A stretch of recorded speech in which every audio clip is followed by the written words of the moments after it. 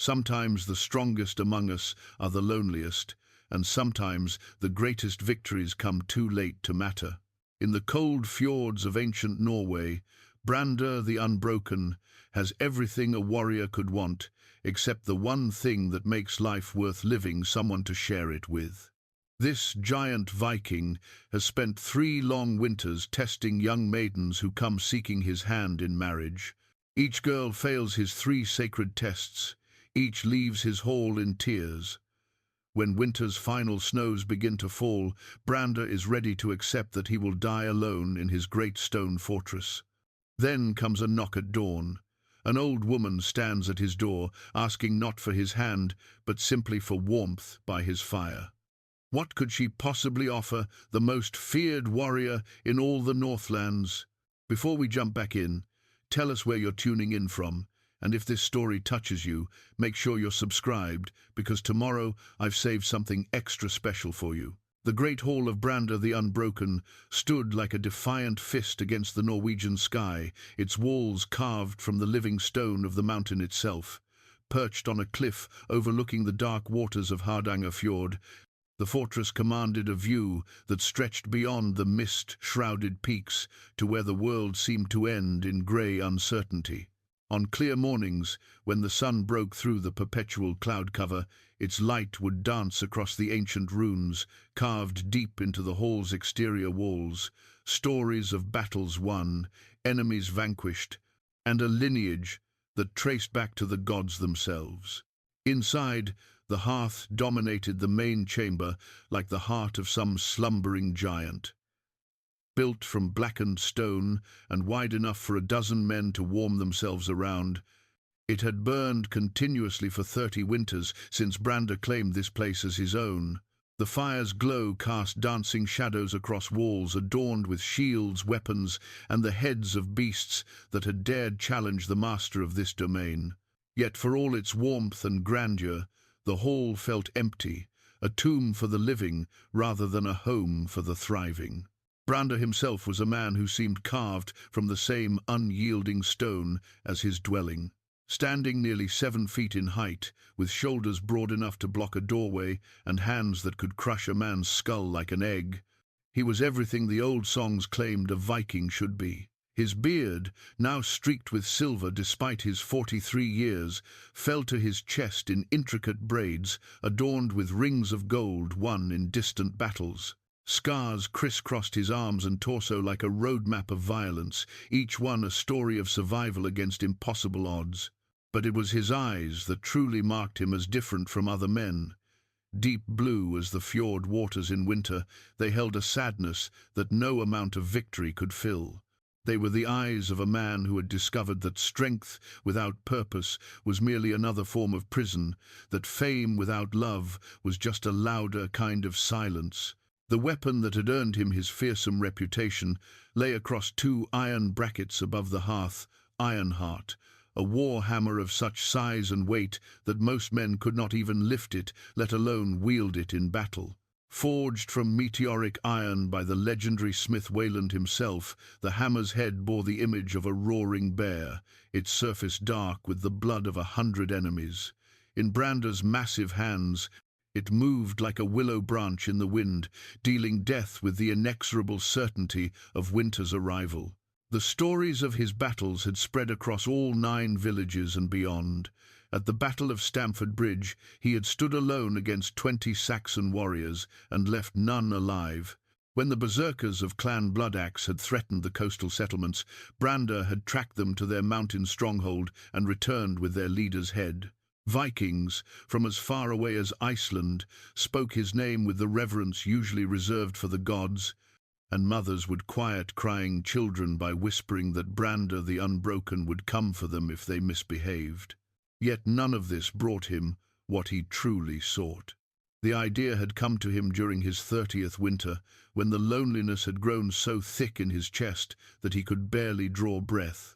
His parents, Eric the Bold and Astrid Brightmane, had shared a love so deep that it became legend in its own right. He remembered watching them as a child, the way his father's scarred face would soften when his mother entered a room, how she would touch his arm during the evening meal and bring peace to eyes that had seen too much war. When raiders had taken her life during Brandr's 16th winter, Eric had wasted away like a man dying of thirst, following her to Valhalla within the year. Brandr had sworn then that he would find such a love or die trying. But as the years passed and his reputation grew, he discovered a cruel truth: strength that inspired fear made a poor foundation for tenderness. The village girls who might have caught his eye in youth now looked upon him with the same awe they reserved for dangerous storms or hungry wolves, useful from a distance, terrifying up close. So he had devised the 3 tests, based on the ancient traditions his grandfather had told him in childhood. They would ensure that any woman who sought to share his life possessed the qualities worthy of standing beside the most feared warrior in the Northlands. The tests were simple in concept, though brutal in execution. The first test was of strength, not the raw physical power to swing a sword or lift a stone, but the inner fortitude to stand firm when the world sought to break you. He would present a challenge that required courage, determination, and the will to endure pain without surrendering. The second test was of truth, the ability to look into one's own heart and speak what was found there, regardless of shame or fear. Too many people lived their lives behind masks, showing the world what they thought it wanted to see. Brandr demanded authenticity from any woman who would share his hearth. The third and final test was of sacrifice, the willingness to give up something precious for the sake of something greater. Love without sacrifice was mere infatuation, passion that would burn bright and fade like summer lightning. True partnership required the understanding that sometimes one must lose in order to win. Word of the tests had spread like wildfire through the coastal villages. Here was Brandr the Unbroken, offering his hand in marriage to any woman brave enough to attempt the trials. The prize was beyond imagining, wealth beyond counting, protection that no enemy could breach, and the glory of standing beside a living legend. They had come in droves during that first spring. Daughters of merchants and jarls, shield maidens who had proven themselves in battle, wise women versed in the old ways. Some had been drawn by greed, others by ambition, and a precious few by genuine affection for the lonely giant who waited in his mountain hall. All had failed. Ingrid the Fair, daughter of the wealthy trader Magnus, had attempted the first test with great fanfare. She was beautiful enough to make men weep and clever enough to manage her father's business dealings with kings and chiefs. But when faced with the trial of strength to carry water up the treacherous mountain path, while wolves howled in the darkness, she had collapsed in tears after the first hour, declaring the task impossible for any civilized person. Solveig Ironarm, a shield maiden who had fought beside Ragnar Lothbrok himself, had passed the first test easily, but shattered against the second. Asked to speak the truth of her heart, she had woven a tale of love and devotion so obviously false that even the stones seemed to weep with shame. She had seen Brandr as a prize to be won, rather than a man to be known. Gunhild the Wise, eldest daughter of the village Volva, had surprised everyone by passing both strength and truth with quiet dignity. But the test of sacrifice had broken her spirit entirely. Asked to choose between her own ambitions and the welfare of others, she had chosen herself and departed the hall under cover of darkness, unable to face the weight of her own selfishness. Year after year they came, and year after year they failed. Some broke against the trials themselves, discovering that their courage had limits they had never imagined. Others passed the tests, but revealed themselves unworthy in smaller ways: cruelty to servants, disdain for those they deemed beneath them, or simply a coldness of heart that no amount of beauty could warm. With each failure, Brandr felt the hope drain from his chest, like water from a broken vessel. He began to suspect that his standards were impossible, that no woman could meet the demands he placed upon a potential wife. Perhaps his parents' love had been a singular thing, never to be duplicated.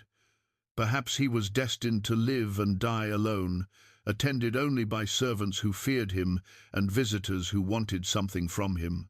The previous winter had been the hardest yet. Only 3 women had attempted the tests, and all had failed before reaching the second trial. Word was spreading that Brandr's challenges were unfair, designed to humiliate rather than evaluate. Some whispered that he had gone mad with isolation, that he kept rejecting worthy women because he preferred his solitude to the complications of marriage. As the current winter deepened and the mountain passes became treacherous with ice and snow, Brandr had made a decision. This would be his final attempt. If no woman proved herself worthy by the time spring returned, he would abandon his search forever. He would accept his fate as a man born to stand alone, terrible in his strength and magnificent in his isolation. The hearth fire crackled and hissed as he sat in his massive oak chair, staring into the flames that had been his only companions through too many long nights. Outside, the wind howled like the voices of the dishonored dead, and snow pelted the narrow windows with the persistence of an enemy siege. Soon, very soon, winter would claim the mountain passes entirely, and no one else would be able to reach his hall until the spring thaw. He had begun to make peace with that prospect. Perhaps it was better this way. Perhaps some men were meant to stand apart from the gentle consolations of ordinary life. He had Ironheart, he had his reputation, and he had the grudging respect of every warrior who had heard his name. It would have to be enough. The fire settled deeper into its bed of coals, and Brandr rose to add another log. As he bent to select a piece of seasoned oak from the pile beside the hearth, he heard something that made him freeze in place. Someone was knocking at his door. At this hour, in this weather, with the mountain passes already treacherous with fresh snow, only a fool or someone desperate beyond measure would attempt the journey to his hall. He listened carefully, wondering if he had imagined the sound over the wind's constant moan. The knocking came again, not the desperate hammering of someone in mortal danger, but a steady, patient rhythm that spoke of determination rather than panic. Brandr straightened slowly, his warrior's instincts taking hold. He moved to the door with the silent grace that had made him feared on a dozen battlefields, Ironheart now in his hands, though he could not remember reaching for it. The knocking continued, neither increasing nor decreasing in intensity, as steady as a heartbeat. Who could it be? What manner of person would brave a winter storm to reach his isolated stronghold? And why did something about that patient, unhurried knocking fill him with a sensation he had not felt in years, the electric anticipation of the unknown? He lifted the heavy wooden bar that secured the door and pulled it open, expecting to see a messenger with urgent news, perhaps, or a traveler driven to desperation by the weather. Instead, he found himself looking down at the last thing he had expected to see on this winter night. An old woman stood in the swirling snow. Her grey hair whipping about her face like winter itself had taken human form. She was small, barely reaching Brandr's chest, and appeared fragile as dried parchment in the harsh mountain wind. Yet something in her bearing suggested she was anything but helpless. Her back was straight despite the walking staff she leaned upon, and her eyes, pale blue as winter sky, met his gaze without flinching. "Good evening," she said, her voice carrying the kind of calm authority that came only from a lifetime of facing troubles and surviving them. "I wonder if I might beg shelter for the night. The storm caught me sooner than expected." Brandr blinked, momentarily speechless. In all his imaginings of who might knock at his door on such a night, an elderly wanderer had never crossed his mind. She wore simple wool clothing beneath a thick cloak that had seen better years, and her boots were practical rather than decorative. Everything about her spoke of someone accustomed to travel, to hardship, to making do with whatever the world provided. "You," he began, then stopped. The wind was driving snow directly into his hall, and whatever else this woman might be, she was clearly in need of warmth. "Come in, grandmother. Quickly, before we both freeze." She stepped across the threshold with careful dignity, shaking snow from her cloak with practiced efficiency. As Brandr secured the door behind her, she stood in his great hall and looked around with the measured gaze of someone taking stock of new surroundings. Her eyes paused on Ironheart above the hearth, on the weapons adorning the walls, on the rich furs that covered the furniture. "My thanks," she said, moving toward the fire without invitation. "I am called Astrid, daughter of Bjorn the seafarer. And you, I think, must be Brandr the Unbroken. You know of me." He found himself speaking more gently than usual. Something about her presence seemed to quiet the harsh edges of his nature. Who, along these coasts, does not? She settled onto a bench near the hearth and began unwinding her cloak. "Though, I confess, I had not expected to find myself on your doorstep tonight. The storm drove me further up the mountain than I intended." Brandr studied her more carefully as she removed her outer garments. She was perhaps 60 winters, with the kind of weathered beauty that came from a life lived fully rather than carefully preserved. Her hands, he noticed, bore old scars and calluses, the marks of someone who had worked hard and endured much. The walking staff she had carried was worn smooth by years of use, its ash-wood surface polished to a soft gleam. "Where were you traveling, grandmother?" he asked, using the respectful term automatically. "These mountains are treacherous, even in good weather." "Wherever the road leads me," she replied with a slight smile. "I am what you might call a wanderer by choice rather than circumstance. My children are grown and settled, my husband long gone to join the ancestors. I find that staying in one place too long makes my bones ache and my spirit restless." She spoke of loss so matter-of-factly that Brandr found himself curious, despite his usual reserve with strangers. Most people who mentioned death in his presence did so with dramatic sighs or obvious bids for sympathy. This woman stated facts as simply as she might comment on the weather. "How long have you been traveling?" he found himself asking. 3 years now, since my youngest daughter married and moved to her husband's farm. I kept house for her through the difficult early months, helped with the first baby, made certain she was truly settled. Then I kissed her goodbye and started walking." Astrid stretched her hands toward the fire, flexing fingers stiff from cold. "I have seen the great market at Birka, the holy sites in Uppsala, the fishing villages along the western coast. Every place has taught me something new." Brandr poured ale from a pitcher near the hearth and offered her a horn cup. She accepted it with a grateful nod and sipped appreciatively. "This is excellent," she said, "brewed with honey and herbs." "Your doing?" "My cook's," Brandr admitted. "Though I helped design the brewing hall, you have a good palate. You learn to appreciate quality when you have tasted enough of the poor alternatives." She settled back against the wall, looking more comfortable than most visitors ever managed in his hall. "I spent one memorable night in a tavern that served ale so terrible I suspected they had confused it with horse piss. The similarity was remarkable." Despite himself, Brandr felt his mouth twitch with amusement. When had he last shared casual conversation with someone who seemed neither awed by his reputation nor intimidated by his presence? He could not remember. "You said the storm drove you here," he said. "Were you not concerned about disturbing the terrible Brandr, the Unbroken in his mountain lair?" Astrid regarded him with those sharp blue eyes. "Should I have been? You seem hospitable enough to an old woman caught in bad weather, unless your reputation for courtesy has been greatly exaggerated.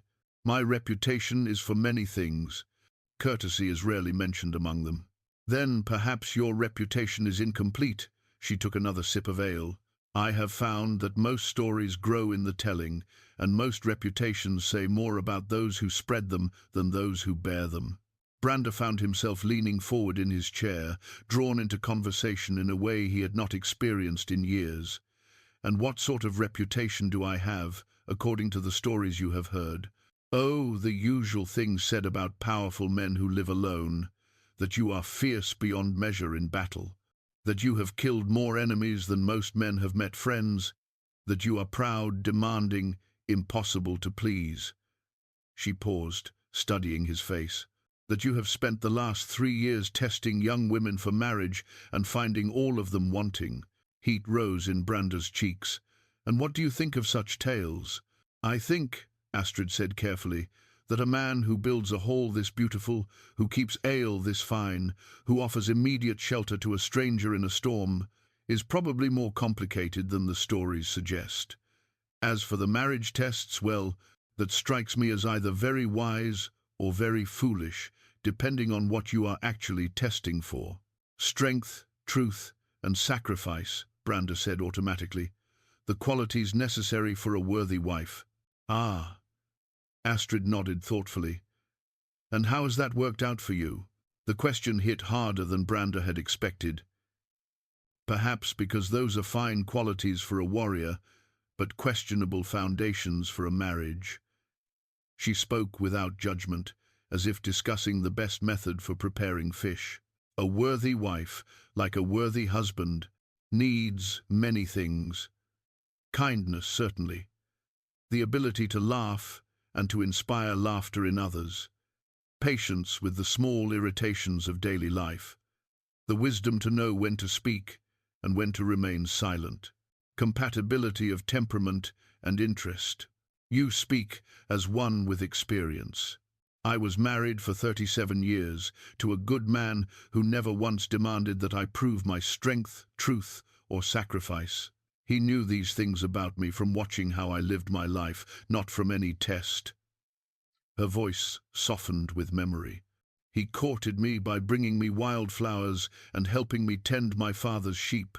We discovered we both loved stories, both enjoyed the taste of fresh bread in the morning, both found peace in watching the sunset over the water. It was not a grand romance from the sagas, but it was real and it lasted.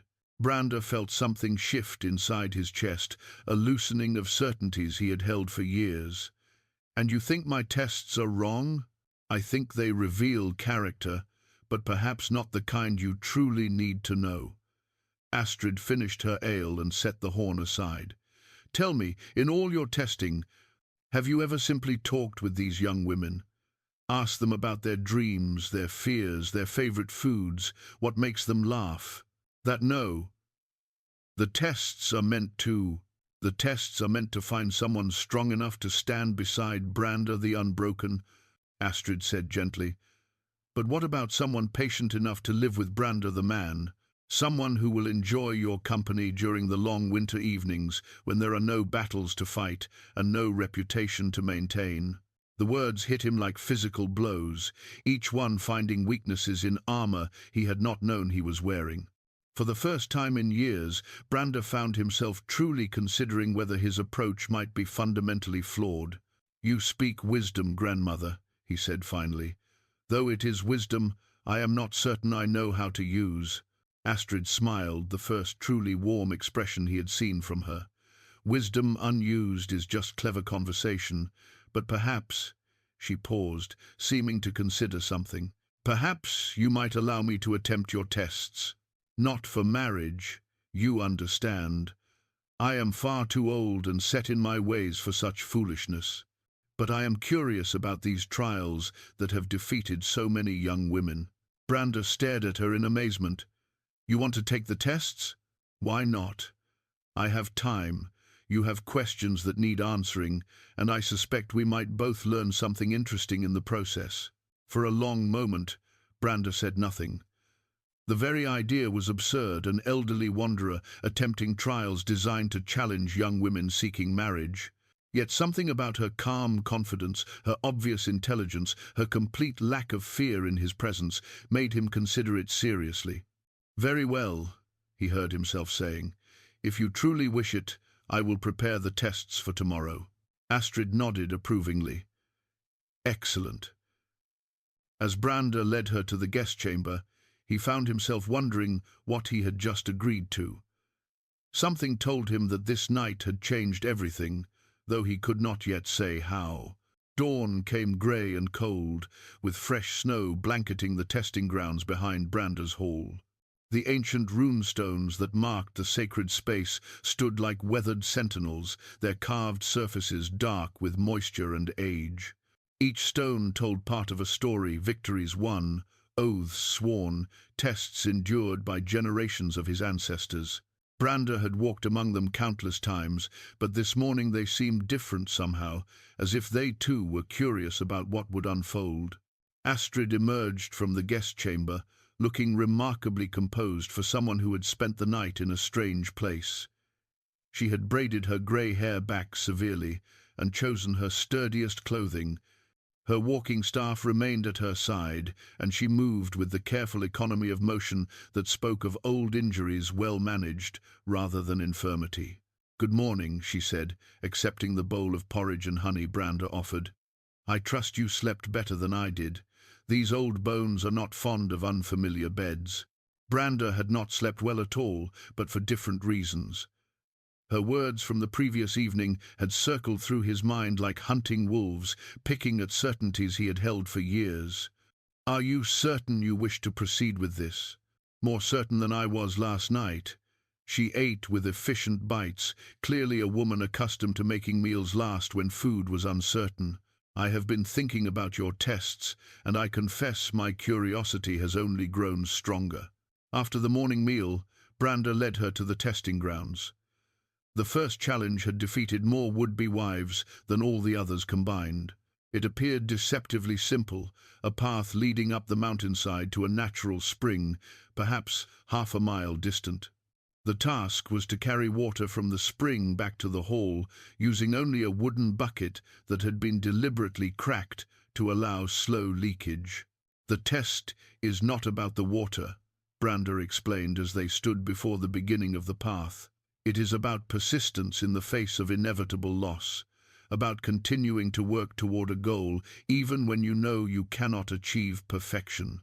Astrid examined the bucket carefully, running her fingers along the hairline crack that would ensure she lost perhaps a third of any water she carried. "And how much water must I return with?" "Enough to fill that basin." He indicated a stone depression carved beside the first rune stone. "It would hold perhaps 2 gallons when full." "I see." She hefted the bucket, testing its weight and balance. "And I suppose most young women attempt to run, hoping to outpace the leakage." Brandr nodded. "They see it as a race against time. They exhaust themselves trying to move quickly enough to minimize loss, whereas an old woman knows that rushing leads to stumbling, and stumbling spills more water than any leak." Astrid began walking up the path at a steady, unhurried pace. "Tell me about the worst failure you witnessed here." As they climbed together, Brandr found himself recounting the tale of Helga Ironwill, a young woman who had approached the test with such frantic determination that she had worn herself out halfway to the spring. She kept trying to plug the crack with her fingers, with mud, with strips torn from her dress. By the time she reached the water source, she was weeping with frustration. And the best attempt? Sigrid the patient made 7 trips, each time bringing back what she could. She understood that multiple journeys were better than one failed effort. Brandr paused, remembering. But even she grew frustrated when she realized the mathematics of it, that the bucket would never allow her to fill the basin completely. Astrid continued her steady pace, showing no signs of strain despite the steep grade. "What did you tell her when she asked why the test was impossible?" "That life itself is impossible, yet we live it anyway." "Ah." Astrid's staff found reliable purchase on the rocky path. "And what did she say to that?" "She called me cruel and left that very day." Was she wrong? The question caught Brandr off guard. He had never considered that his tests might be cruel rather than merely challenging. "I thought I believed I was testing for the qualities that matter." "You were testing for something," Astrid agreed. "The question is whether those qualities actually predict happiness in marriage or simply the ability to endure frustration." They reached the spring as the morning sun broke through the cloud cover, turning the water to liquid silver. Astrid filled the bucket without ceremony and began the return journey, still maintaining that same measured pace. Water leaked steadily from the crack, leaving a trail of dark spots on the stone path. "Tell me about your parents," she said as they descended. You mentioned yesterday that they had a great love. Brandr found himself speaking more freely than he had intended, describing his father's gentleness with his mother, the way they had worked together like two parts of a single mind. They never seemed to struggle against each other. Even when they disagreed, there was this underlying certainty that they were on the same side. And did your father ever test your mother's worthiness? He courted her with poems and small gifts. My grandfather used to say that Eric won Astrid's heart by making her laugh. Brandr paused, considering. But they lived in simpler times. Before. Before what? Before you decided that love should be earned through suffering? Astrid's voice was kind but pointed. Your father trusted his heart and his judgment of character. You have decided that neither can be relied upon. They had reached the bottom of the path. Astrid poured the remaining water into the stone basin, perhaps half of what she had started with. It was more than most had managed, but still far from filling the container. So I have failed your test, she said matter-of-factly. Have you? Brandr studied her face, looking for signs of the disappointment or anger he had seen so many times before. Instead, he found calm acceptance. You seem remarkably untroubled by failure, because I succeeded at something more important than your test. She set down the bucket and faced him directly. I spent a pleasant morning walking with an interesting man, hearing stories about his family and learning something about both his fears and his hopes. The water was incidental. The water was the point of the exercise. Was it? Then why are you more relaxed than I have seen you since I arrived? Why are you standing closer to me than you did yesterday? Why have you stopped speaking in that formal tone you use when you want to keep people at a distance? Brandr realized with surprise that she was right on all counts. Somewhere during their morning walk, his careful guardedness had slipped away. The test revealed character, just as you intended. Astrid continued, but not in the way you expected. You learned that I do not panic under pressure, that I am willing to listen to your stories, that I can discuss difficult topics without becoming defensive. I learned that you are capable of genuine conversation, that you speak of your parents with love rather than mere respect, and that underneath all that careful isolation is a man who actually enjoys human company. And the water? The water is still sitting in that basin, exactly as useful as it would have been if I had filled it completely. She smiled, which is to say, not useful at all, since neither of us was actually thirsty. For a long moment, Brandr stood in silence, feeling as if the ground beneath his feet had shifted in some fundamental way. Everything she said made perfect sense, yet it challenged every assumption he had built his search upon. You think the test is meaningless, he said finally. I think the test reveals truths you were not looking for and misses truths you need. Astrid retrieved her walking staff. But it does make for interesting conversation. What comes next? The truth-seeing bowl sat in the center of Brandr's private chamber like a sleeping eye. Crafted from bronze that had turned green with age, its surface was polished to mirror brightness despite its centuries of use. The bowl had belonged to his grandfather, and his grandfather's grandfather before that, a sacred artifact that was said to reflect not just faces but souls. When filled with clear spring water, it became a tool for the second test, the trial of truth. This is beautiful work, Astrid said, running her fingers along the bowl's rim. Intricate patterns wound around its circumference, serpents and ravens, interwoven with runic inscriptions that spoke of honor, wisdom, and the price of deception. How old is it? No one knows for certain. The smith's marks are so worn they cannot be read. Brandr filled the bowl with water from a silver pitcher, watching as the liquid settled into perfect stillness. My grandfather claimed it came from the forge of the dwarves, but he was given to grand stories.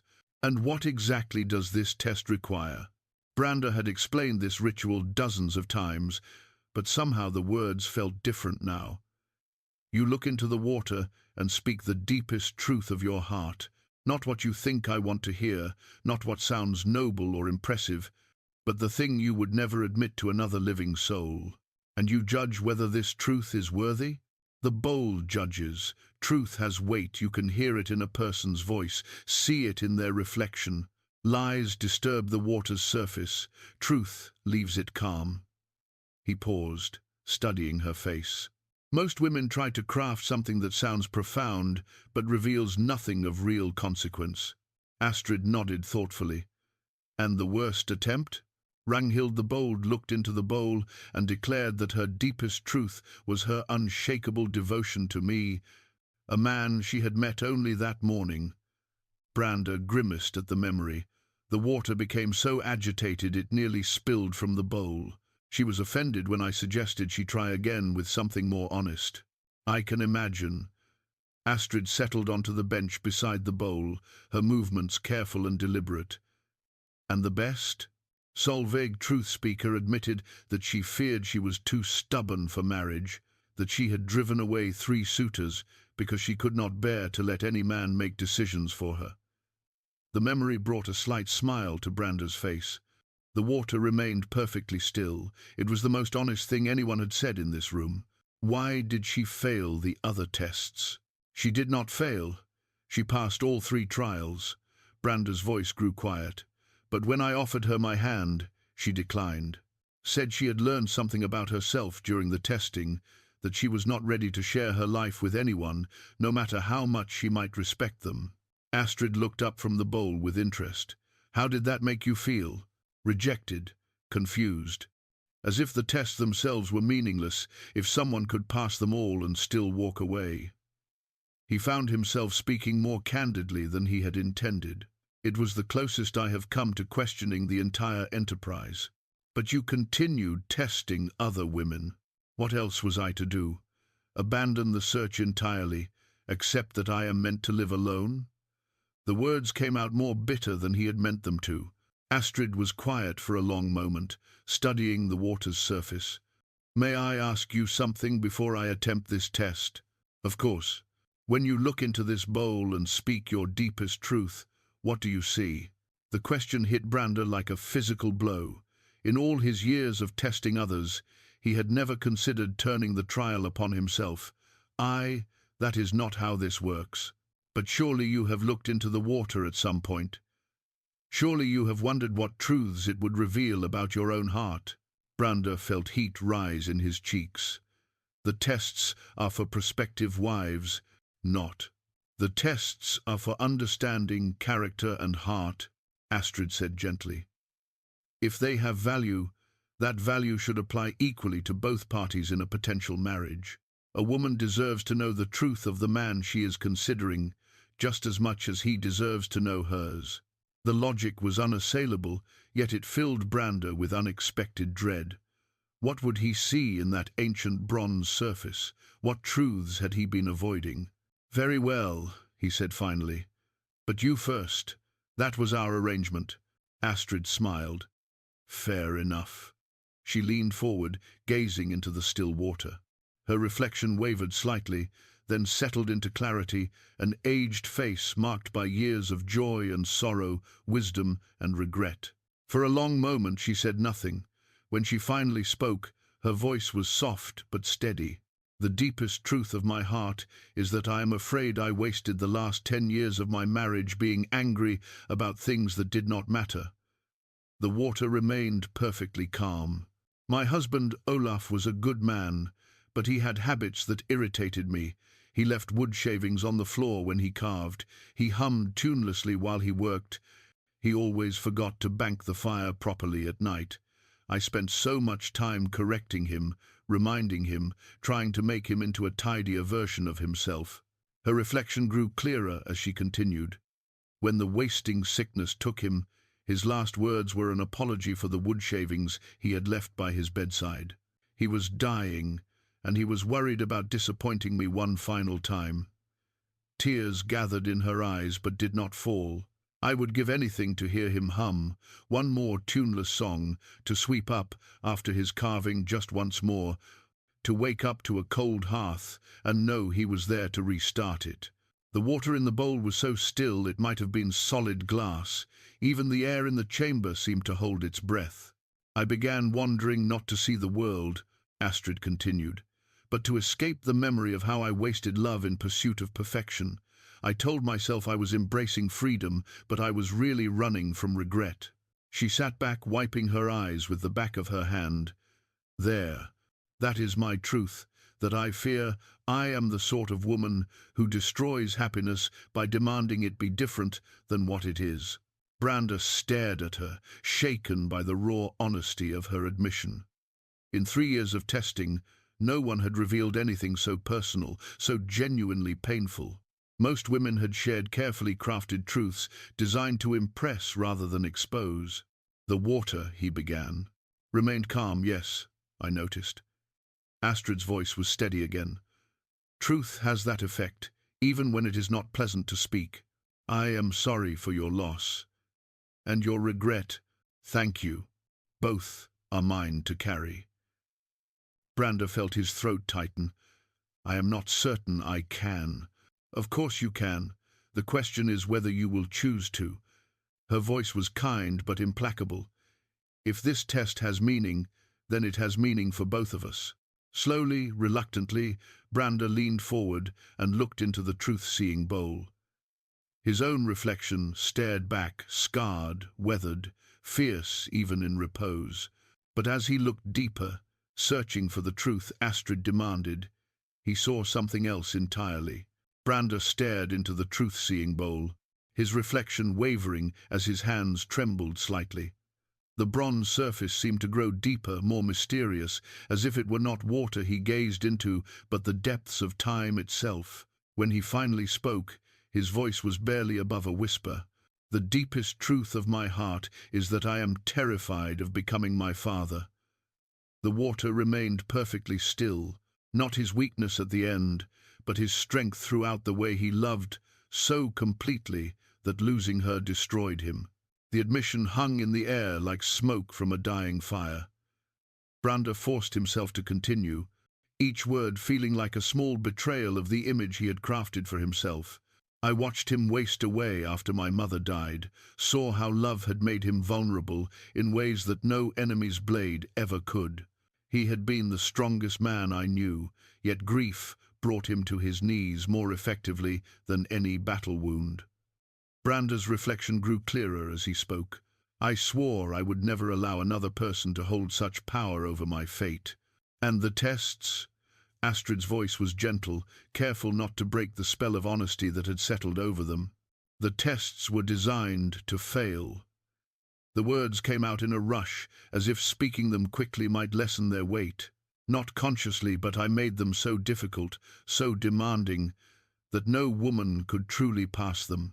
Because as long as they failed, I could tell myself I was still searching without actually risking the discovery of love. The water in the bowl remained mirror-smooth, reflecting his weathered features with pitiless clarity. He saw himself as he truly was, not the fearsome warrior of legend, but a middle-aged man so afraid of pain that he had chosen isolation over joy. I have spent 3 years pretending to seek a wife while actually hiding from the possibility of finding one.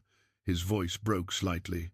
Because I am a coward who would rather be alone forever than risk spending one day as broken as my father became.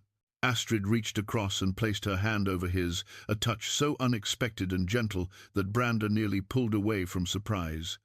Her skin was soft despite its weathering, warm despite the cold stone chamber. That took courage to admit, she said simply. Did it? Or was it merely selfishness, using your honesty as an excuse to unburden myself of secrets I never meant to carry? Perhaps both. Truth often serves multiple purposes. She squeezed his hand gently before releasing it. Tell me about the day your mother died. The question should have felt intrusive, but something in her tone made it seem natural, necessary even. Brandr found himself speaking of that terrible morning, how he had been away on a hunting trip when the raiders came, how he had returned to find their farm in flames and his mother's body among the ash. She fought them. Even with a dozen men against her, she made them pay for her life. pride and anguish warred in his voice. But when I found my father kneeling beside her body, I saw something die in his eyes that never came back. He lived another year, but he was already gone. And you decided that love was too dangerous to risk. Would you not have reached the same conclusion? The words came out sharper than he intended. I was 16, watching the strongest man I knew destroyed by loss. What lesson should I have taken from that? That their love was worth the pain it cost him. Astrid's voice carried absolute certainty. That a year of grieving was a fair price for 30 years of happiness. That choosing safety over connection is not wisdom, it is just another form of death. Brandr stared at her, struck by the calm confidence with which she spoke of matters he had wrestled with for decades. You make it sound simple. Simple, yes. Easy, no. She gestured toward the third testing area. Visible through the chamber's narrow window, a stone platform that had witnessed more heartbreak than any other part of his domain. I assume that altar is where the final test takes place? The sacrifice altar, yes. Brandr followed her gaze to the ancient stone platform, carved with symbols representing honor, duty, and the price of true commitment. It is where many dreams have died. Tell me about the test. What sacrifice do you demand? For a moment, Brandr hesitated. The third trial was the most personal, the most revealing of his own fears and desires. I ask each woman to choose between two things she values. Typically something representing her old life and something representing a future with me. Whatever she chooses, she must destroy the other completely. And most choose the future with you? They try to, but it is not enough to simply say the words. The choice must be real, felt, demonstrated beyond doubt. They must be willing to burn their bridges entirely. He turned away from the window. None have been able to do it convincingly, because the choice itself is false. What do you mean? Astrid stood and moved to the window, studying the altar with the eye of someone who had seen many difficult choices in her life. You are not asking them to sacrifice something valuable for something more valuable. You are asking them to prove their love by destroying part of themselves. Love requires sacrifice. Love requires compromise, consideration, sometimes difficult choices between competing goods. But the sacrifice should serve the relationship, not test it. She faced him directly. What you are really asking is for proof that they love you more than they love themselves. That is not sacrifice, that is self-destruction. The words hit Brandr like physical blows. My parents, your parents sacrificed for each other constantly, I am certain, but I doubt either ever asked the other to prove their love by destroying something precious. Astrid's voice remained gentle, despite the harshness of her words. Your father did not make your mother choose between her family and him. Your mother did not demand that he abandon his calling as a warrior to prove his devotion. Then what should the test be? Perhaps the question is whether there should be a test at all. She returned to sit beside him, her presence somehow both calming and challenging. Real love grows from shared experience, mutual respect, compatible dreams. It cannot be tested into existence. Brandr felt the foundations of his worldview shifting like sand beneath crashing waves. Everything he had built, his search upon the careful trials, the demanding standards, the protection against vulnerability seemed suddenly hollow. If not tests, then what? How does one know if love is real, if a partnership will endure? Time, attention, honest conversation about things that matter. Astrid smiled slightly, like we have been having since I arrived. In 2 days, I have learned more about your character than any test could reveal, and you, I think, have discovered things about me that no trial would uncover. You think our conversations have been a form of courtship? I think they have been something more valuable, two people getting to know each other without pretense or performance. She paused, seeming to consider her next words carefully. The question now is whether you are brave enough to continue that process without the safety of formal trials to hide behind. Brandr looked at her for a long moment, this woman who had arrived uninvited and proceeded to dismantle every certainty he had held about love, marriage, and the protection of his own heart. She was nothing like what he had imagined wanting in a wife. She was older, travelled, independent in ways that would have scandalized his younger self. Yet her presence filled the empty spaces in his hall in ways he had not expected. "What are you suggesting? That we attempt the most dangerous test of all?" Astrid said, her pale eyes twinkling with something that might have been mischief. "Getting to know each other like ordinary people do, slowly, carefully, without predetermined outcomes or ancient rituals to guide us. And if we discover we are incompatible, then we will part as friends who shared meaningful conversations and honest moments, which is more than most people find in a lifetime, and infinitely better than a marriage based on passing arbitrary tests." Brandr realized that his heart was beating faster than it had during any battle. The prospect of genuine vulnerability, of real connection without the armor of tradition and testing, terrified him more than any enemy ever had. Yet, for the first time in 3 years, he felt truly alive. That evening, as they shared a simple meal of bread, cheese, and dried fish beside the great hearth, Astrid told Brandr about her marriage. She spoke easily, without the careful guardedness that had marked most of their previous conversations, and he found himself drawn into the quiet rhythm of her voice. "Olaf was not what anyone would call a romantic man," she said, turning the simple silver ring on her finger, a band worn smooth by decades of wear. "He courted me by helping my father repair our roof, and he proposed by asking if I thought we might do well together. Not the stuff of sagas, but honest and practical." Brandr watched her fingers move over the worn metal, noting how naturally the gesture came to her. Even after 3 years of widowhood, she still wore the symbol of her first marriage. "You loved him deeply." "I did, though it took me years to recognize it for what it was." She smiled at the memory.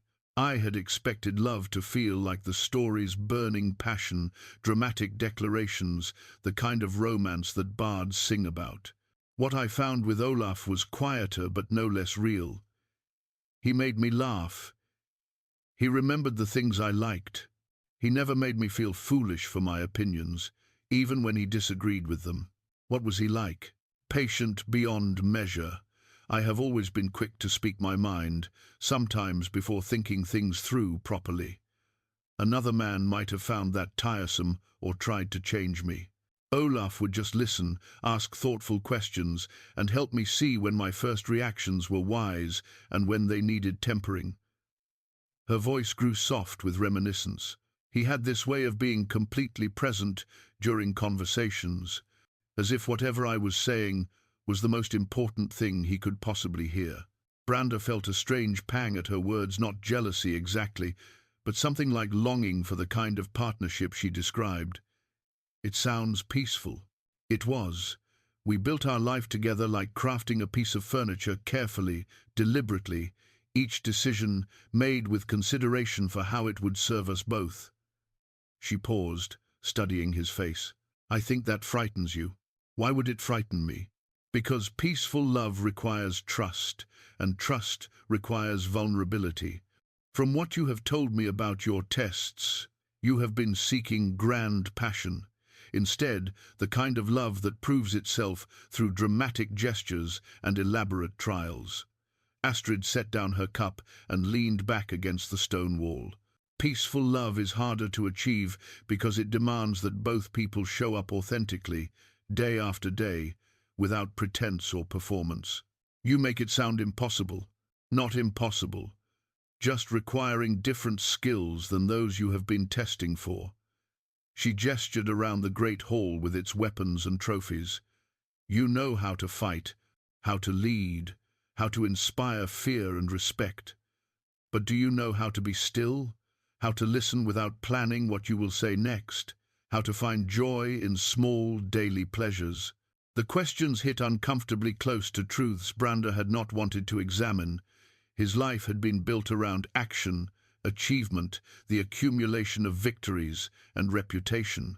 The idea of finding meaning in quiet moments, in ordinary conversations, in the rhythm of shared routine, it felt foreign as a distant language. "I do not know," he admitted. "My parents had that kind of partnership, but I never learned how they built it. I only saw the result. Then perhaps that is what we should explore, not whether I can pass your tests, but whether you can learn a different way of being with another person." Astrid's voice was carefully neutral, offering possibility without pressure. "If you are willing." Brandr felt his pulse quicken. The prospect terrified and intrigued him in equal measure. What would that look like? Spending time together without agenda, sharing meals, conversations, simple tasks, learning each other's habits and preferences, discovering whether we enjoy each other's company when there is nothing at stake. She smiled slightly. Very ordinary courtship by most standards. And if we find we do not suit, then we will have spent pleasant time together and learned something valuable about ourselves in the process. There is no shame in discovering incompatibility, only in refusing to look for it honestly. They sat in comfortable silence for a while, both lost in their own thoughts. The fire crackled and settled, casting dancing shadows across the stone walls. Outside, the wind had calmed, and the night felt peaceful rather than threatening. "Tell me about your daily life here," Astrid said eventually. "When you are not testing prospective wives, how do you spend your time?" The question caught Brandr off guard. When had anyone last asked about his ordinary routine rather than his legendary exploits? "I maintain the hall, practice with weapons, read when weather keeps me indoors. I have been learning to work with metal, forging small items, attempting to understand the craft that made Ironheart." "Do you enjoy the metal work?" "More than I expected. There is something satisfying about shaping raw material into something useful, something beautiful." He found himself speaking more freely than usual. "It requires patience, attention to small details. The opposite of battle, where everything happens quickly and decisively. I would like to see some of your work. It is nothing remarkable, simple tools, decorative pieces for the hall." But even as he downplayed his efforts, Brandr felt pleased by her interest. When had he last shared his small creative efforts with anyone? "Perhaps tomorrow you could show me your forge. Tell me about what you are learning, if you wish." The idea of sharing that private space, of explaining his fumbling attempts at artistry, should have felt uncomfortable. Instead, he found himself looking forward to it. "And what of your travels? What has brought you the most joy during your wandering years?" Astrid considered the question seriously. "The conversations, I think. I have met remarkable people in unlikely places. A fisherman who carved intricate toys for his grandchildren, a merchant who could recite poetry from memory, an old woman who knew more about healing herbs than any vulva. Everyone has stories, wisdom, gained from living. I collect them, like some people collect silver." "Is that why you knocked on my door? To collect my stories?" "Perhaps partly. But also because I was cold, tired, and in need of shelter." Her eyes twinkled with gentle humor. "Not everything requires deep meaning, Brandr. Sometimes a knock at the door is simply a knock at the door." Yet even as she spoke, they both knew her arrival had been far more significant than a simple request for warmth. Something was growing between them, tentative, unexpected, but undeniably real. The question was whether either of them had the courage to nurture it. "What do you miss most about married life?" Brandr asked, surprising himself with the directness of the question. "The sense of being known completely and accepted anyway." Astrid's answer came without hesitation. "Olaf saw all my flaws, my impatience, my tendency toward sharp words when tired, my habit of rearranging his possessions when I thought I could improve their organization. He knew exactly how difficult I could be, yet he chose every day to build a life with me. And you? Did you accept his flaws as readily? That is the question that haunts me." Her voice grew quiet. I like to think I did, but my memories of those last years suggest otherwise. I spent too much time trying to perfect him, instead of simply appreciating who he was. Perhaps that is wisdom that comes only with loss. Perhaps, or perhaps it is wisdom that comes with age, and I simply ran out of time to apply it properly. She looked at him directly. What I know now is that love is not about finding someone perfect, but about finding someone whose imperfections you can live with gladly. Brandr felt something shift in his chest, a loosening of old certainties. And mine? Could you live with them gladly? I do not know all of them yet, Astrid said with a slight smile. But so far, yes. Your tendency toward brooding, your need to control circumstances, your fear of vulnerability, these seem manageable flaws in an otherwise admirable man. You find my flaws manageable? I find them human. And I find you interesting enough to want to learn whether there are others hidden beneath the surface. For the first time in years, Brandr felt genuinely hopeful about the possibility of love. The discovery came by accident, as such revelations often do. Astrid had risen early to tend the fire while Brandr still slept, and in searching for kindling, she had opened what appeared to be a simple storage chest beneath the window. Instead of finding wood, her fingers encountered leather, the binding of a journal hidden beneath layers of carefully folded cloth.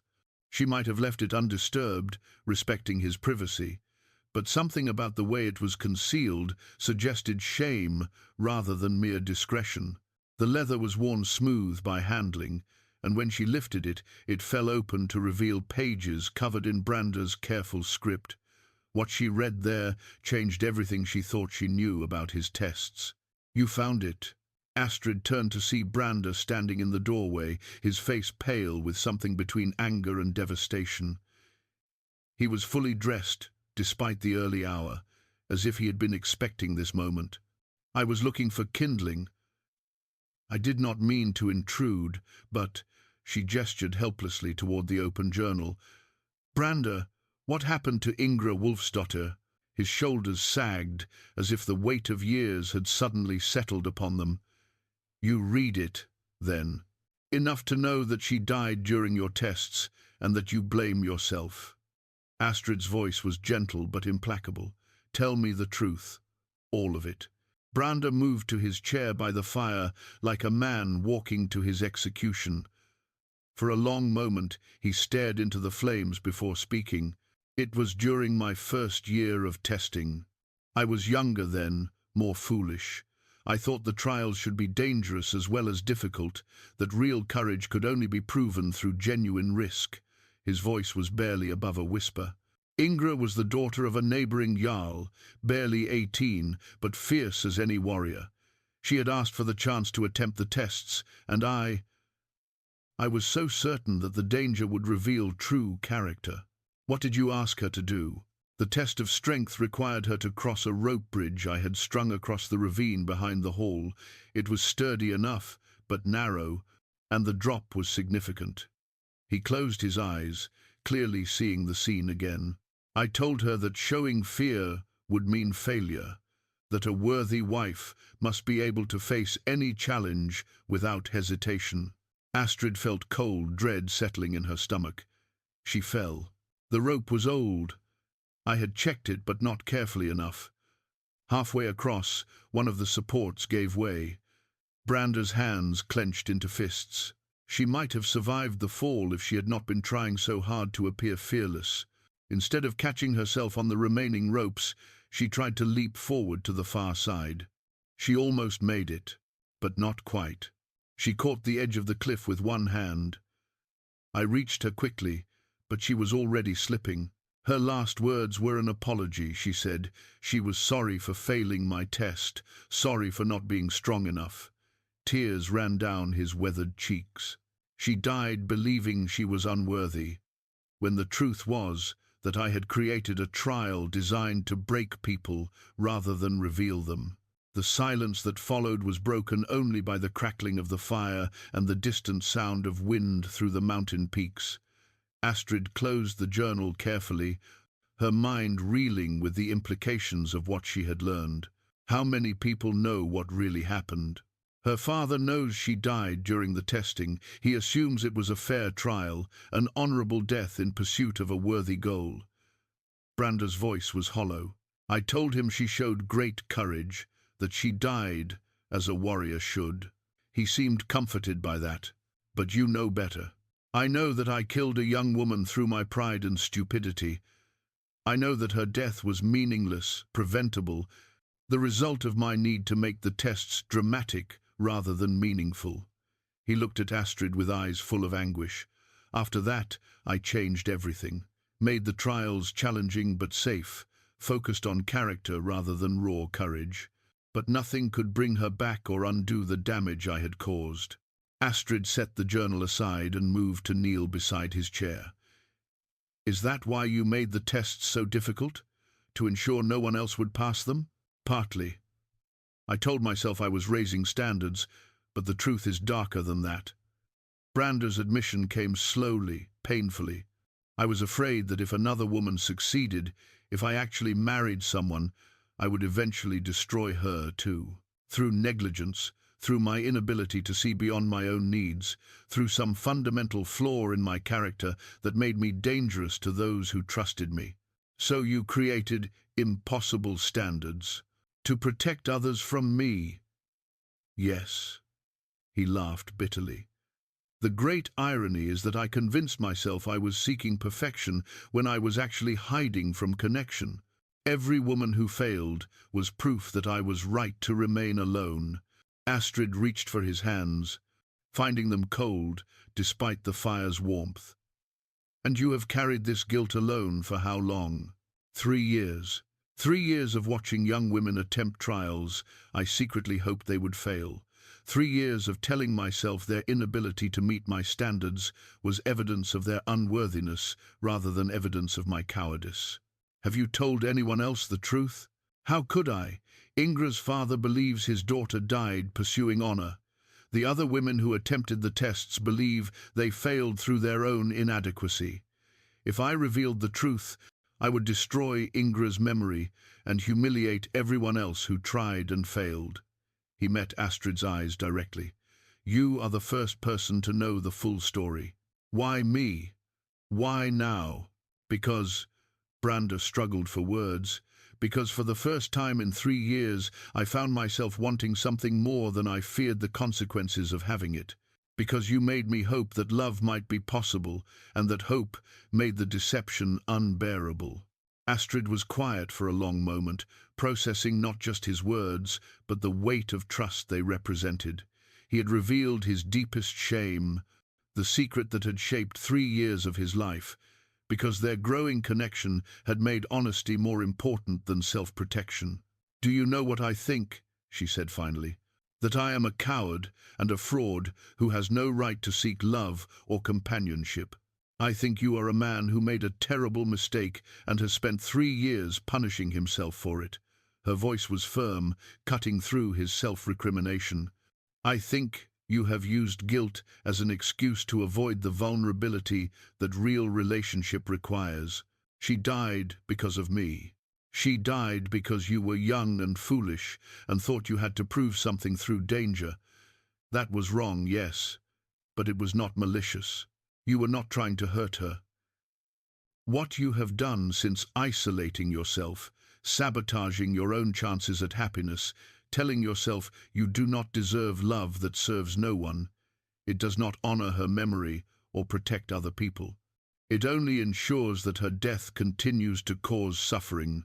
Brandr stared at her, shaken by the directness of her words. How can you say that? How can you sit here, knowing what I did, and speak of my deserving anything? Because I have lived long enough to understand the difference between justice and self-destruction. Her pale eyes were steady, compassionate, but uncompromising. Justice would be learning from your mistake, becoming wiser and more careful, using that wisdom to help others avoid similar tragedies. Self-destruction is what you have been doing, withdrawing from life, denying yourself and others the possibility of joy. You think I should simply forgive myself and move on? I think you should honor Ingra's memory by living the kind of life she would have wanted, full of love, connection, and the wisdom gained from hard experience. Astrid released his hands and sat back. But that choice is yours to make. I cannot make it for you. Brandr felt as if the ground beneath his feet had shifted fundamentally. Everything he had believed about his guilt, his responsibility, his right to happiness had been challenged by this woman who had somehow seen past his carefully constructed defenses to the truth beneath. "And us?" he asked quietly. "Does this change what has been growing between us? That depends. Are you willing to trust me with the truth about who you are, not just your failures, but your capacity for growth and love? Or will you retreat back into the safety of impossible standards and isolated guilt?" The choice she offered was terrifying in its simplicity. He could continue to hide behind his shame, using Ingra's death as a barrier against vulnerability. Or he could step into the unknown territory of genuine connection, accepting both the risk and the possibility it represented. For the first time in 3 years, Brandr chose hope over fear. "I want to try," he said simply. "I want to learn what love looks like, without tests or trials or predetermined outcomes. I want to discover whether an old fool can still become worthy of the gift you might offer." Astrid smiled, the first truly radiant expression he had seen from her since her arrival. "Then let us see what we might build together, one honest conversation at a time." The days that followed Brandr's revelation passed like a careful dance between two people learning new steps. They moved through the routines of daily life, sharing meals, tending the fire, maintaining the hall. But underneath the ordinary activities lay a deeper current of discovery. Each conversation revealed new facets of character. Each shared silence grew more comfortable than the last. Astrid proved to be an unexpectedly skilled companion in practical matters. She helped him repair a section of roof damaged by winter storms, her weathered hands showing surprising strength as she handled the heavy wooden beams. When he worked in his forge, she would sit nearby with some small task of her own, mending clothing, preparing herbs she had gathered, or simply watching the dance of flame and metal with quiet appreciation. "You have good instincts for this work," she observed one afternoon as he shaped a new iron clasp for one of the hall's shutters. "The way you read the metal's mood, knowing when to strike hard and when to coax with gentle pressure." Brandr paused in his hammering, wiping sweat from his brow. The forge fire painted everything in shades of orange and gold, and Astrid's face glowed with warm light as she spoke. "My grandfather was a smith before he became a warrior. He used to say that iron had memory, that it would hold on to rough treatment, but respond to patience with strength. Like people, perhaps. Perhaps."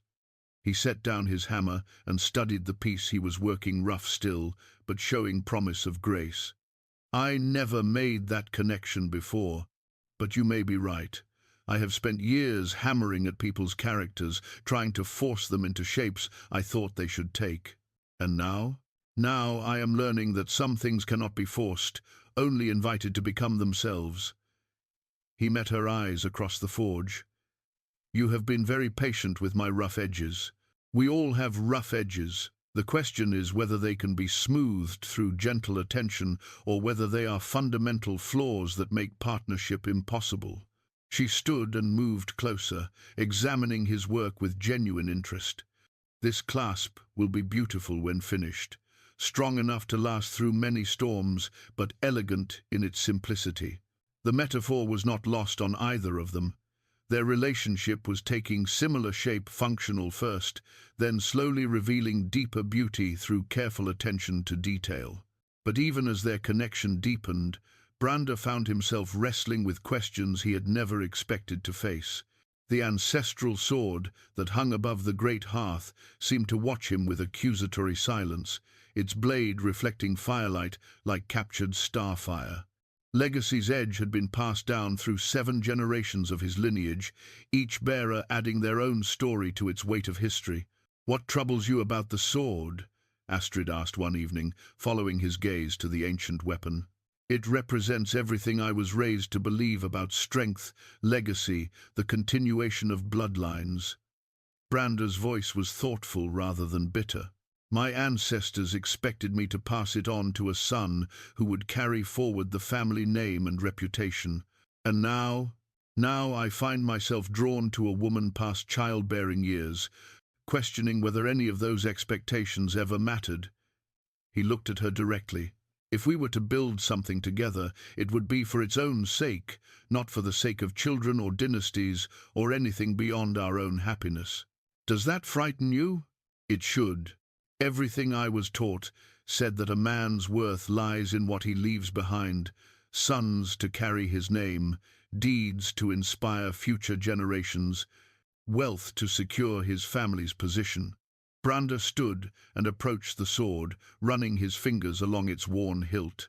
But sitting here with you these past days, I find myself thinking that perhaps the worthiest legacy is simply learning how to love well. Astrid joined him before the sword, studying the intricate carvings along its blade. Tell me about the men who carried this before you. Warriors all. My father used it at the Battle of Stamford Bridge, my grandfather in raids along the Saxon coast. Each added their own victories to its story. He lifted the weapon carefully, feeling its perfect balance in his hands. They were men who defined themselves through conquest, through the expansion of their influence and wealth. And you have followed their pattern until now. I have, but conquest has brought me everything except what I actually wanted: someone to share the victories with, someone who cared about the man beneath the legend. He set the sword back in its place with careful reverence. Perhaps it is time to begin a different kind of story. What would that look like? Brandr was quiet for a long moment, considering not just her question, but the fundamental choice it represented. It would mean acknowledging that my worth does not depend on matching my ancestors' achievements, that a life lived in love might be more valuable than a life lived in glory. Even if that love comes with an old woman who brings no youth, no fertility, no enhancement to your reputation. The question hung between them like a bridge waiting to be crossed. Brandr understood that she was offering him a final chance to retreat, to return to his old patterns and safer choices. He also understood that his answer would determine whether their growing connection could survive the transition from possibility to commitment. Especially then, he said finally, because choosing you would mean choosing love for its own sake, without any other advantage or justification. It would be the first truly free choice I have ever made about my heart. Astrid's smile was radiant, but tinged with uncertainty. Free choices can be the most frightening kind. They can also be the most honest.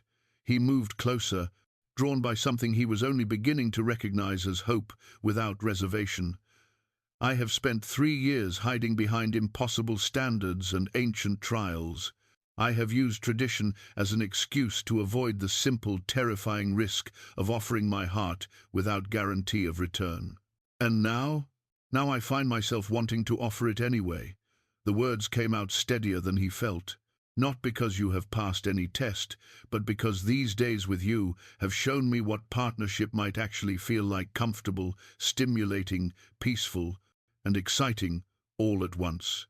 Brandr, I know the obstacles. I know what people will say about a legendary warrior choosing an aged wanderer over the young maidens who sought his hand. I know that our time together might be shorter than a traditional marriage, that we offer each other companionship rather than dynasty. He reached for her hands, finding them warm despite the evening chill. But I also know that you have brought more joy into my hall in 1 week than I have felt in 3 years of searching for perfection. Astrid was quiet for a long moment, her weathered face thoughtful in the firelight. When she spoke, her voice carried the weight of careful consideration. There is something you should know before you make such declarations, she said slowly. Something about why I was traveling this path, why I knocked on your door that night. Brandr felt a chill that had nothing to do with the evening air. What do you mean? My wandering was not as aimless as I suggested. I had heard stories about your tests, about the young women who attempted them. I came here specifically to understand why so many had failed, whether your standards were reasonable or impossibly high. She met his eyes directly. I came here to judge you, Brandr, to determine whether you were a man worthy of the women who sought him, or simply another powerful fool drunk on his own importance. The admission hit him like a physical blow. Everything they had shared, every moment of growing connection, every conversation that had seemed so natural and unforced, had it all been calculated? Had she been studying him like some specimen under examination? And your conclusion? His voice came out rougher than he intended. That you are far more complicated than I expected. That your flaws run deeper than mere arrogance, but so does your capacity for growth and love. Astrid's voice remained steady, despite the tension crackling between them. That you have spent years punishing yourself for mistakes while refusing to risk the vulnerability that might lead to healing. Was any of it real? Our conversations, the connection I thought was growing between us, all of it was real. I may have come here with preconceptions, but what I found was so different from what I expected that my original judgments became irrelevant. She squeezed his hands gently. I came to evaluate Brandr the Unbroken, and instead discovered Brandr the man, lonely, frightened, capable of great tenderness, despite his fearsome reputation. And that changes things between us? It changes everything.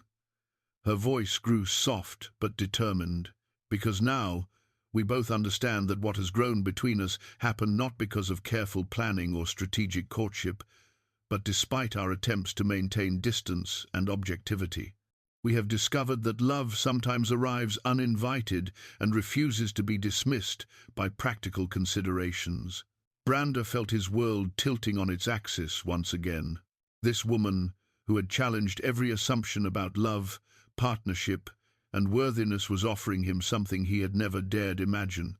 Acceptance, not despite his flaws, but because of his willingness to acknowledge and grow beyond them.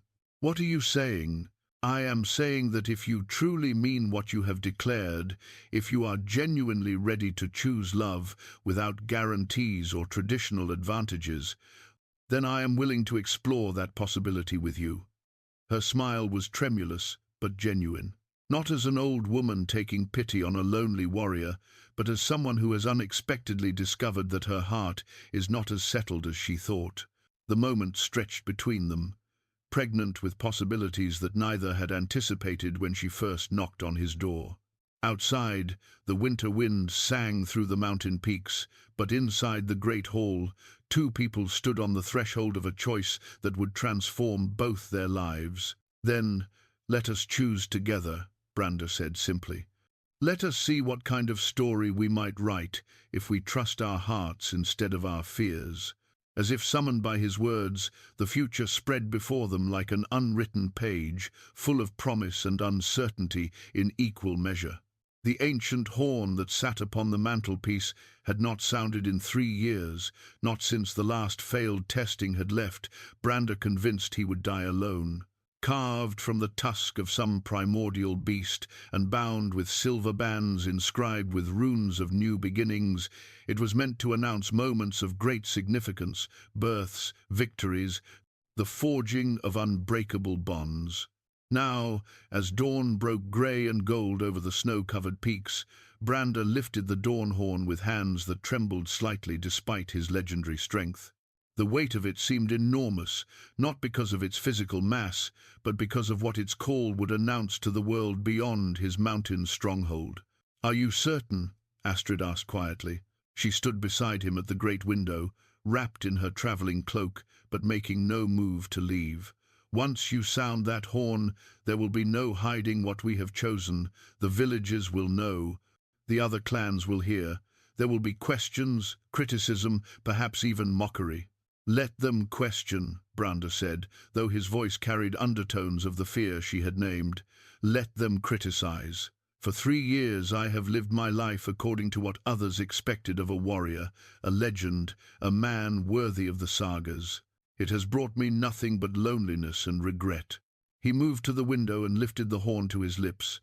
The morning air was crisp and still, perfect for carrying sound across the vast distances between settlements. When the call came, it would reach every ear within 20 miles, announcing that Brandr the Unbroken had made a choice that would echo through the rest of his life. "What if I disappoint you?" The question escaped before he could stop it, revealing the depth of vulnerability that still frightened him. What if the man you have come to know these past days cannot sustain himself over months and years? What if my old habits of isolation and control resurface when the novelty of partnership wears thin? Astrid turned from the window to face him directly. "What if I disappoint you? What if my independence proves tiresome, my sharp tongue grows irritating, my restless nature makes me a poor companion for a man used to solitude? Then we will work through those challenges together, as partners do." The answer came without hesitation, and Brandr realized he meant it completely. "We will have difficult conversations, make adjustments, find compromises. We will be human together instead of perfect apart. Even when it is hard, even when we frustrate each other or grow tired of accommodation. Especially then." He set down the horn and moved to take her hands in his. "Because what we have discovered these past days is worth fighting for, not the dramatic, passionate battles of the sagas, but the quiet, daily choice to keep showing up for each other." Astrid's eyes were bright with unshed tears. "I never expected to feel this way again. After Olaf died, I was certain that part of my life was finished forever. I thought I was content to wander alone, collecting stories and avoiding new attachments. And now is one. Now I understand that love does not follow our expectations or our plans.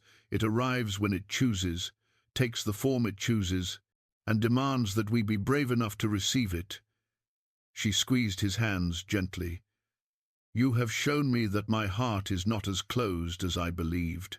You have shown me that worthiness cannot be tested or proven, only offered and accepted freely."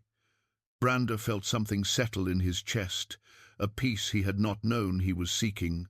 "I choose to offer mine freely, without conditions or guarantees. And I choose to accept it, along with all the uncertainty and possibility that acceptance brings."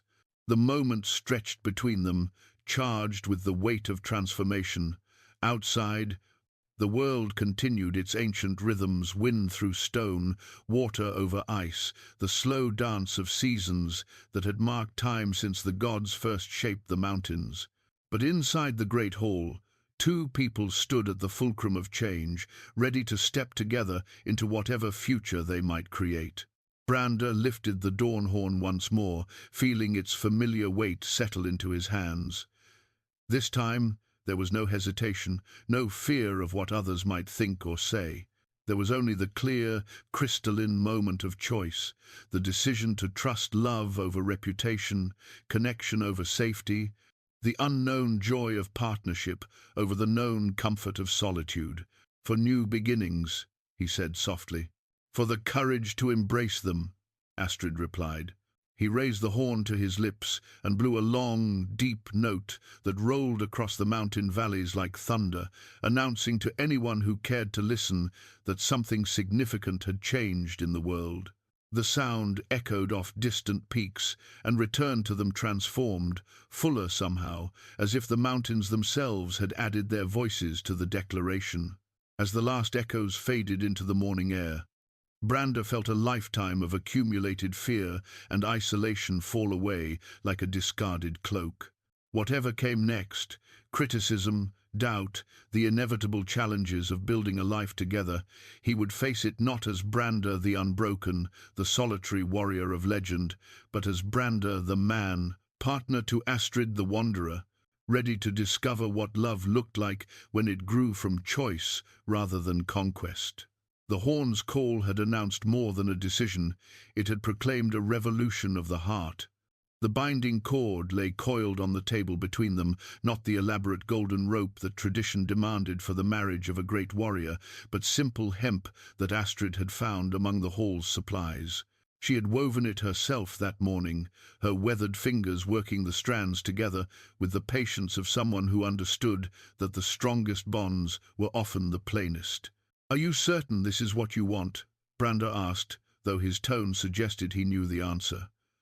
"We could wait, send word to the villages, arrange a proper ceremony with witnesses and feasting. You deserve better than this simple exchange." "I deserve exactly what we are choosing to give each other," Astrid replied, lifting the cord and examining her handiwork. "Truth freely offered, companionship freely chosen, and the promise to build something together without the weight of others' expectations." The great hall felt different somehow, as if their decision had transformed the very air within its stone walls.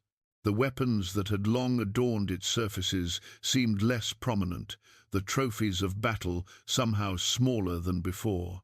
Even Ironheart, hanging in its place of honor above the hearth, appeared to be simply a tool rather than a symbol of conquest.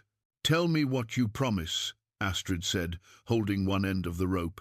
"I promise to see you as you are, not as some ideal I have constructed in my mind." Brandr took the other end, feeling the rough texture of the hemp beneath his fingers. "I promise to listen when you speak, to consider your thoughts as carefully as my own, to remember that partnership means making decisions together rather than assuming my judgment is always superior. I promise to be patient with your learning, to speak my needs clearly rather than expecting you to guess them, to remember that your heart has been guarded for good reasons and may need time to fully trust." Astrid's voice was steady but warm. "I promise to stay when things are difficult, instead of wandering away when commitment feels too heavy." Together, they began to wind the cord around their joined hands, ancient symbolism made new through their conscious choice to embrace its meaning rather than merely observe its forms. Each loop represented a different aspect of the bond they were creating: respect, honesty, mutual support, shared laughter, the willingness to be vulnerable together. "I never thought I would do this again," Astrid admitted as the rope secured their hands together. "After Olaf died, I was certain that chapter of my life was finished. I could not imagine wanting to risk that kind of loss a second time. And now? Now I understand that the risk of loss is the price of love, and that love is worth any price we might pay for it." She met his eyes directly. "I would rather have whatever time we are granted together than spend the rest of my life regretting the chances I was too frightened to take. Even if that time is shorter than we might wish, even if we have years rather than decades, years of genuine partnership are worth more than decades of solitude. Quality matters more than quantity." Astrid smiled, and Brandr was struck again by how beautiful she looked when happiness lit her weathered features. "Besides, neither of us knows what time we have. The young maidens who sought your hand might have been taken by illness, accident, or any of 100 other misfortunes. At least we come to this choice with our eyes open." Brandr felt something shift in his chest, not the dramatic transformation of the songs, but a quiet settling, like a ship finding safe harbor after a long journey through rough seas. "I am grateful," he said simply. "For what?" "For your courage in knocking on my door that night, for your willingness to challenge everything I thought I knew about love and worthiness, for showing me that the most important tests cannot be designed or administered, they can only be lived through together. I am grateful for your willingness to let me challenge you, for your honesty about your fears and failures, for choosing to trust me with the truth about who you are beneath the legend." Astrid flexed her fingers within the rope binding, "and for proving that it is never too late to begin again." They stood together in the morning light, hands bound by simple hemp, but hearts connected by something far stronger than any rope could represent. Outside, the world continued its ancient patterns: wind through stone, snow on mountain peaks, the slow cycle of seasons that had marked time since the beginning of memory. But inside the great hall, something entirely new had been born. "What do we do now?" Brandr asked. "Now we live," Astrid said simply. We make breakfast together, tend the fire, discuss what repairs the hall needs before spring arrives. We discover what ordinary happiness looks like when it is built on extraordinary trust. As they carefully unwound the binding cord, preserving it as a symbol of their conscious choice to intertwine their lives, Brandr felt the last of his old certainties fall away. He was no longer Brandr the Unbroken, the solitary warrior whose strength came from standing apart. He was simply Brandr, partner, companion, a man learning that the greatest victories were not won through conquest, but through the courage to love and be loved in return. The binding was complete, but their story together was just beginning. Spring came early that year, as if the earth itself had grown eager to witness the changes that love had wrought in the mountain hall. The great hearth that had once been a solitary refuge now served as the heart of a shared home, its flames dancing over two chairs drawn close together, 2 cups of evening ale, 2 voices, weaving through conversations that stretched long into the comfortable darkness. 6 months had passed since Astrid knocked on Brandr's door, and the transformation was remarkable, not for its drama, but for its subtle completeness. The same stones formed the walls, the same weapons hung in their places, the same view stretched across the fjords beyond the windows. Yet everything felt different, because it was no longer the domain of one person, but the creation of 2. Tell me again about the young couple from Eriksdale, Astrid said, settling into her chair with the contented sigh of someone who had found her place in the world. Her hair, now more silver than grey, caught the firelight as she worked on a piece of embroidery, not because domestic tasks were expected of her, but because she found peace in the rhythm of needle and thread. Magnus and Helga? Brandr smiled as he sharpened one of his knives, the blade gleaming in the warm light. They came yesterday while you were gathering herbs. Young Magnus was beside himself with worry, apparently. Helga has been having doubts about their upcoming marriage, questioning whether they truly suit each other. And what did you tell them? I told them about tests, Brandr said, his voice carrying gentle amusement at his own past follies. Not the kind I used to devise, but the kind that life provides naturally. I asked Magnus whether he enjoyed Helga's company when nothing important was happening, whether her thoughts interested him, whether he could imagine growing old beside her without needing her to become someone different. Astrid nodded approvingly. And her concerns? Fear that marriage would trap her, that she would lose herself in becoming a wife. Brandr set down his knife and looked at his own wife, for that is what she was now, though their bond had been formalized by choice rather than ceremony. I told her that the right partnership does not require you to become smaller, but gives you room to become more fully yourself. Wisdom earned through experience. Wisdom earned through you, he corrected gently. You showed me what partnership looks like when both people are allowed to remain themselves while choosing to build something together. It was true. Their months together had been marked not by the loss of individual identity but by its enhancement. Astrid's presence had not diminished Brandr's strength, but had given it new purpose. His protection had not confined her wandering spirit, but had provided a secure base from which to explore. She still travelled shorter journeys now, to neighbouring villages and trading posts, but she always returned to the hall that had become their shared sanctuary. The young ones listened well, Brandr continued. They left holding hands and talking earnestly about the life they might build together. I think we may have helped them avoid some of the mistakes that might have soured their early years. We seem to have become the couple that others come to for advice about love, Astrid observed with mild surprise. Strange, considering how recently we found our own way to each other. Perhaps that is why our advice carries weight. We remember how frightening it is to risk the heart, how easy it is to let fear masquerade as wisdom. Brandr moved his chair closer to hers, a gesture that had become automatic over the months. We understand that love requires courage more than perfection. Outside, the evening chorus of spring sounds drifted through the partially open windows, the call of returning birds, the splash of snowmelt in the streams, the gentle rustle of new growth in the mountain meadows. The world was renewing itself, just as they had renewed each other through the simple but revolutionary act of choosing love over safety. "Do you ever regret it?" Astrid asked quietly, though her tone suggested she knew the answer.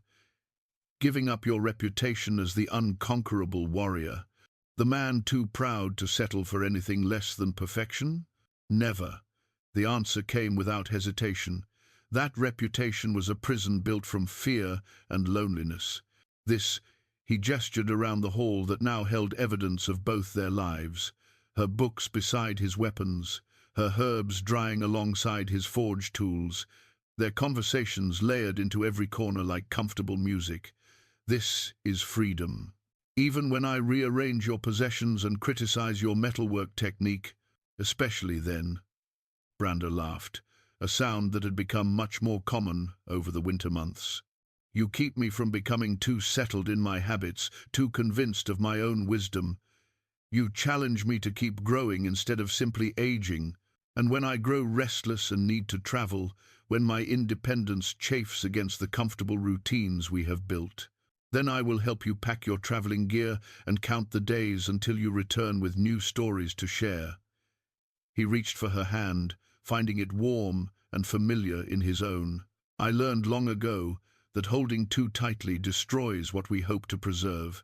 Astrid squeezed his fingers gently. "I never stay away long. This has become home in ways I did not expect." "Home," Brandr repeated, tasting the word. "I used to think home was a place, these walls, this mountain, this view. Now I understand. It is a feeling that exists between people who have chosen to know and accept each other completely." The fire settled deeper into its bed of coals, casting a warm glow over the peaceful scene. In the morning they would rise to another day of shared tasks and quiet companionship. Brandr would work in his forge while Astrid tended her garden.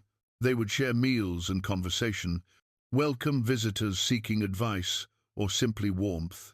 They would continue the gentle, revolutionary work of building a life together, not the grand romance of the sagas, but something more valuable, a partnership based on mutual respect, genuine affection, and the hard-won wisdom that comes from choosing love with open eyes.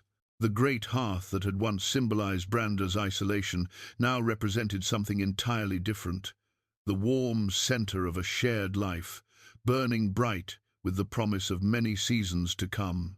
And in that transformation, both the hall and its inhabitants had found their way home at last.